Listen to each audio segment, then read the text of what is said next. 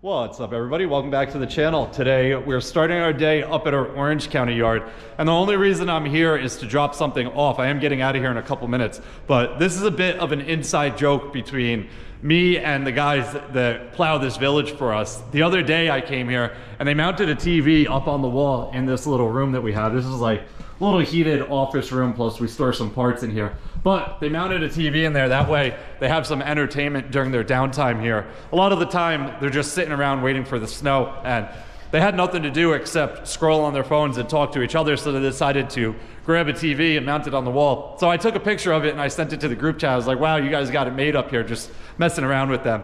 And one of them responded and was like, hey, speaking of that, can we get a popcorn machine next? So I went on Facebook Marketplace, and there was a girl like 5 minutes away from where I live selling a small little popcorn machine for 25 bucks. I haven't told these guys yet that I got it, but I just dropped it off in here, and I'm about to take a picture and send it to them. If they respond by the time I edit this video, I'll throw the response a little screenshot on top of this video, but I'm sure they will. I'm gonna edit this tonight, but they usually respond within minutes. Anyway, I'm gonna take that picture and send it to them. We gotta hit the road and get down to our main shop. There's a lot going on down there today. Matt is there working on a few trucks. We have a detailer coming, a new guy that we haven't used yet, to give him a shot and see if he does good work. He's super local to where our shop is, so if he does good work, we'll keep using him in the future. And then there's also 100 ton of salt getting delivered. And if you know anything about that salt bin, it is an indoor salt bin with a garage door. So each truck has to get pushed up before the next one can dump. And if you don't push them up like pretty much perfect, you're not gonna get all the salt in there. So I need to get down there and make sure everything is good and have the machine ready to go by the time the deliveries get there. So let me take this picture and send it to the guys, and then we are hitting the road. All right, guys, I'm pulling into our shop, and sure enough, they sent all 4 of the salt deliveries at the same time. One of them's just dumping inside. Guillermo's dumping him right now. So I'll hop in the loader and get it pushed up. We'll let Guillermo get back inside, but let me go set this camera up and we'll get all this salt pushed up.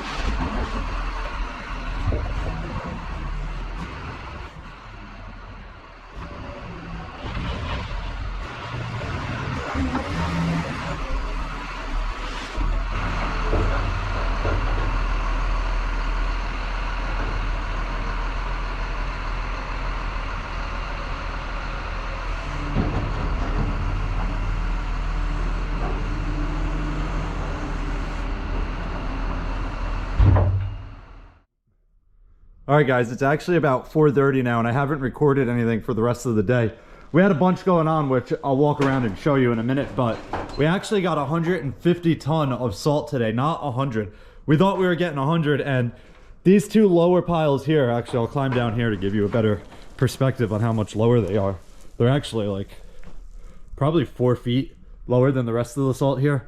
But these two first piles here are actually like the first two trucks that showed up, and Guillermo didn't know we had 6 trucks coming until he had the second one pushed up. Then 2 more trucks hopped in the line, so he wasn't expecting the bin to be as full as it is. But when the third truck dumped, I started pushing it up, and I climbed the pile up pretty high. It's about as high as we can go before the salt starts getting up to the top of the blocks there. But if we had any more coming, we would, or if we had any more in the bin, we would not have been able to fit it. I'm on top of this block here, where the salt is literally to the top of this block, and our door barely shut. We have it shoveled pretty much to the edge of the door, so super tight in here. There's a lot of salt. By the time we need more salt though, hopefully we're through the first like 100 ton and we can start piling up the back a little bit higher. Anyway, let me turn this light off. We'll get out of here. Outside we have a bunch of trucks that got cleaned today. That's here as well. We didn't get the loader cleaned. We used that today, obviously, but the rest of our trucks got cleaned. I need to hop in my TerraStar real quick. We're gonna get this thing parked. I just had it here so they could wash it. The red truck there, that also got washed. That red truck is unfortunately in limp mode. Actually, I don't know if I've shown this, but let me know what you guys think. Aluminum steps or black steps? The other side has the black steps too. My dad had the guys put those on, and I like the black better. I think it's a bit more sleek rather than the aluminum. The only, well, those are chrome, but the only like chrome aluminum color stuff on this truck are the mirror caps, the mirror brackets, and then these handles. Obviously you have a stainless dump body, but that's not aluminum. It is a similar color, but I like the black steps better. I actually have the old steps. I'm taking these back off. I'm gonna sand down the black steps and repaint them. I think the black looks a lot better in my opinion. I think the whole chrome aluminum look is a bit outdated, so not my style. Anyway, let's get this truck parked and then we'll go around and take a look at everything else. All right guys, so we're back inside the shop. We have the Silverado pulled in. If you remember one of my last storms, I talked about how we had to take the wing plow off in the parking lot at like 3 o'clock in the morning because this controller, which that function right there is what lifts the rear wing. And basically inside here underneath, I don't want to pop these off, they're a little tight to get back on, but basically there's a piece that comes up that gets a pin through, and then there's a like a, it's like, I forget what it's exactly called, but it's basically a threaded thing that can slide on the cable all the way out to the valve, and basically it unthreaded itself and slid loose. So this function wasn't pulling the cable that goes all the way to the valve. I can show you on the valve here.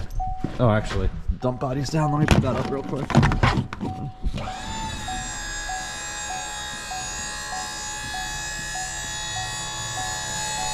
So on the valve here, you have these 4 cables here, 1, 2, 3, 4. This 4th one here is the one that, right here, is the one that does that function. And we actually pulled it apart there thinking that the cable was broken, and then we pulled it apart in here and saw that it unthreaded itself, which is kind of crazy. We don't really know how that happened. So we threaded it back on and Loctited it on there, so it shouldn't come off anymore. We also swapped out this pump box. I don't know, maybe the other one got thrown in the trash.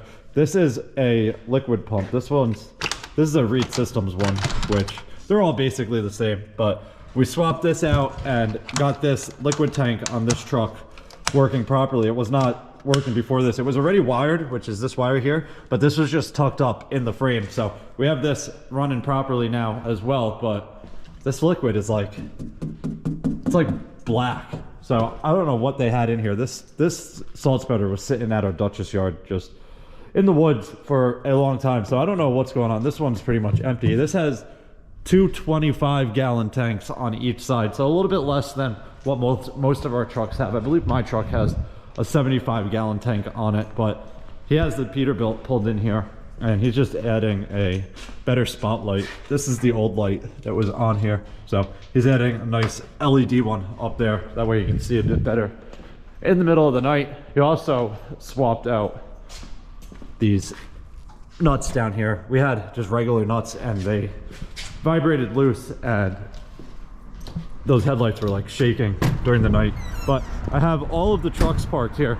Everything got cleaned today. I don't think there's a single truck left that needs to be washed. This one is only here temporarily. It was parked in front of the garage door, but our pressure washer is outside still, so my dad needs to pull the Peterbilt out and then bring the pressure washer in when he's done.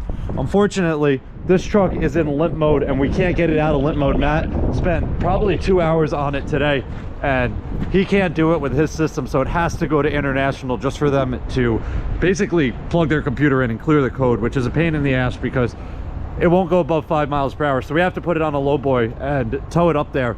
We're gonna pull both of these plows off tomorrow. You'll see that in tomorrow's video. And then hopefully the guy with the lowboy can get here tomorrow afternoon and run it up there. Both of the vans are parked here. We have the loader here. This is our salt loader. And then all the rest of our trucks down this row here. We do have one loader, the 926 over there, just kind of sitting there for the night. We are running low on parking spots here, and obviously the circle is full as well. But that is going to wrap it up for this one. If you guys have any questions or comments, definitely leave them down below and I'll get back to you as soon as I can. Hope you guys enjoyed it. See you guys next time. Peace.